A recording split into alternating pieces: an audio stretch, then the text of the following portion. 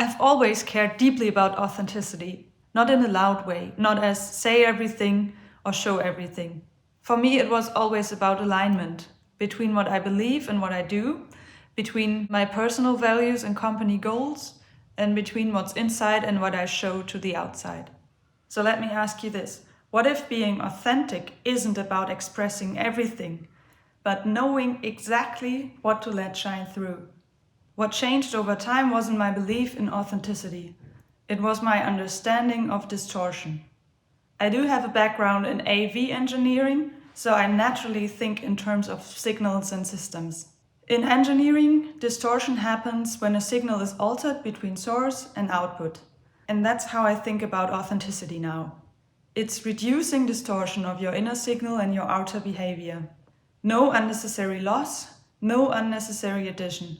And in a world full of signals, the goal isn't to sound like someone else. It's about knowing exactly what your signal sounds like. But that's not always obvious, because what's inside is sometimes complex and contradicting. I value excellence and want impact, but I resist hustle culture and protect my energy. I care and I say no. And I'm still struggling with not feeling guilty sometimes, but I think that's part of the practice. So authenticity isn't about choosing one side over the other. It's about refusing to collapse complexity just to make others feel comfortable. If the source signal is unclear, or if you're suppressing parts of it, no amount of external polish will make your life feel more aligned.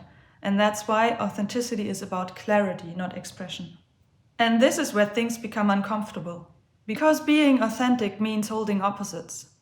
Confidence and doubt, connection and self-protection, or hope and caution. Most distortion happens when we over-amplify one side and mute the other. Clean transmission doesn't eliminate frequencies. It allows them to coexist without noise. Think of it as a symphony. Not every instrument is loud. Some carry rhythm, some carry depth, some carry tension.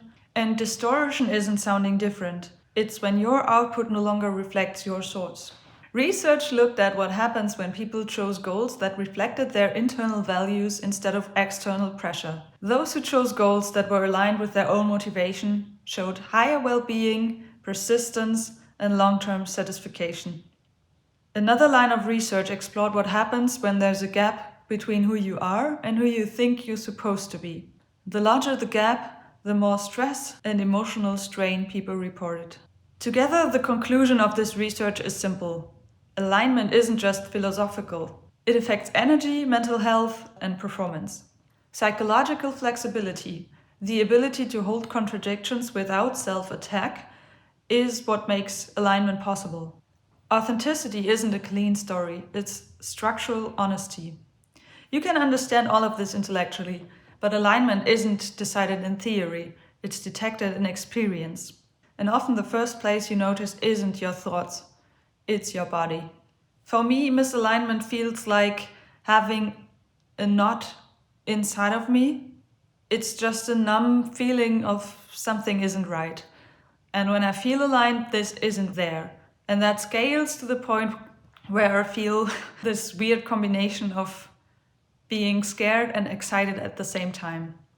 But when I feel misaligned and have this knot in my chest, I don't immediately know what it's about, but I know it's worth exploring and analyzing to find the source of it. So the first thing I do is I acknowledge that it's there. And the second thing is I try to understand it better. So I sit back and ask myself the question, what am I trying to protect? Is there a part of me that's being ignored? And with time, this clarifies for me and I can really act on it. And I really trust those body signals now, even if it sounds kind of esoterical, because in my experience over time, I've almost always found some logical explanation that I just couldn't name immediately. And I think learning to notice those signals and how to act on them is one of the most practical things of authenticity. Because when we override those signals repeatedly, we don't just feel the friction, we adjust our behavior to quiet it. Sometimes subtly, sometimes strategically. And that's where performance begins. Performance is not the same as communication skill. Performance is shaping yourself primarily to manage perception. And it often works in the short term. You gain approval, you avoid friction, and you keep things smooth. But over time, performance introduces instability. Energy drains, self-doubt creeps in, trust erodes. Because people may not consciously detect distortion, but they feel inconsistency. Performance may win moments. Alignment wins decades. If there's one thing I want you to take with you, it's this. Small distortions feel harmless, but over time, they reshape who you become. Not dramatically, not overnight, but quietly, repeatedly. Every time you amplify something that isn't fully true and you suppress another thing that is, you're reshaping the architecture of who you're becoming. And you can reshape that architecture to avoid distortion. How? In small, repeated corrections. Journaling helped me to notice patterns, not long entries, just tracking moments of clarity and moments of friction. Over time, you start to see where distortion repeats. I recommend the 5-minute journal for this, but you can as well just write one sentence a day in a small notebook about one insight you had. The most important thing, though, is to look back once a month without judging yourself, just to see the trends and patterns. You can then use that insight and identify one small behavior you want to change over the course of the next month. Let me give you an example about how that changed something for me. I remember sitting in a meeting and hearing myself yes, accompanied by that tight chest. So I knew there was misalignment and I knew I just had agreed to something I didn't have the energy for. So I started to practice one simple correction and I still practice it to that day. I'm not perfect here, but it's this. When I need time, instead of immediately say yes, instead I say, let me think about that. That sounds minor, but it changed how I make decisions. It reduced quiet resentment and increased my self-trust. That's compounding alignment. Adjusting your tone to match what you actually know.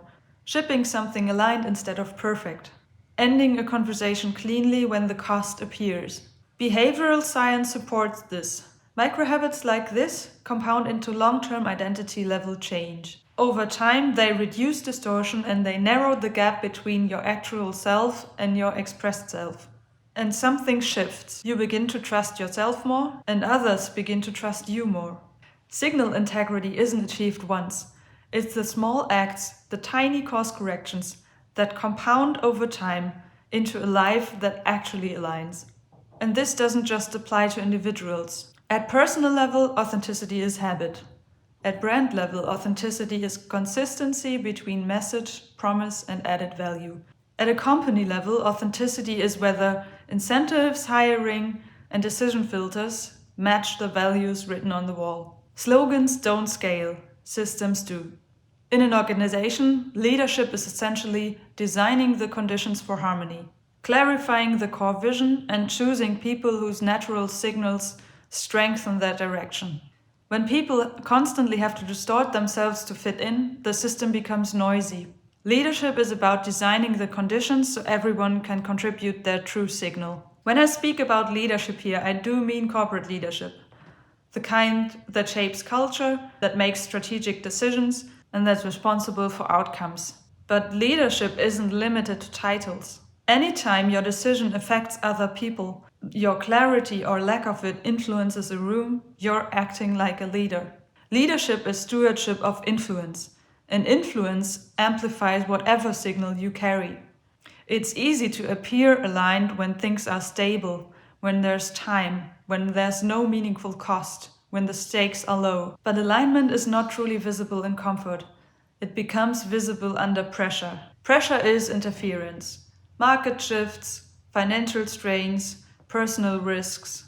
When interference increases, distortion becomes easier and more tempting. You can over-amplify confidence, you can mute doubt, you can project certainty you don't feel. Or you can stay congruent.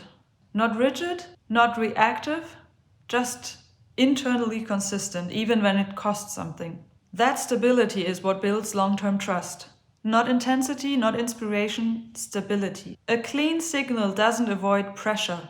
It remains steady through it. And that's what makes leadership and self-leadership sustainable. In engineering, signal integrity isn't achieved once, it's maintained. The same is true for authenticity. You will never eliminate distortions completely, but you can reduce it continuously. And over time, that reduction changes your trajectory. So instead of asking, am I being authentic?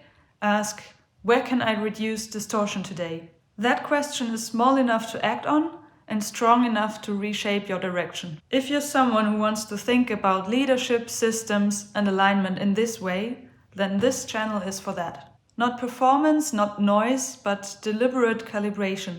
I'm curious how authenticity shows up around me, so I genuinely love to know, where did you notice authenticity in yourself or others, making a small, meaningful difference this week? Even a single sentence is enough. Small observations like this reveal patterns and give insight to everyone following along. Thank you for watching.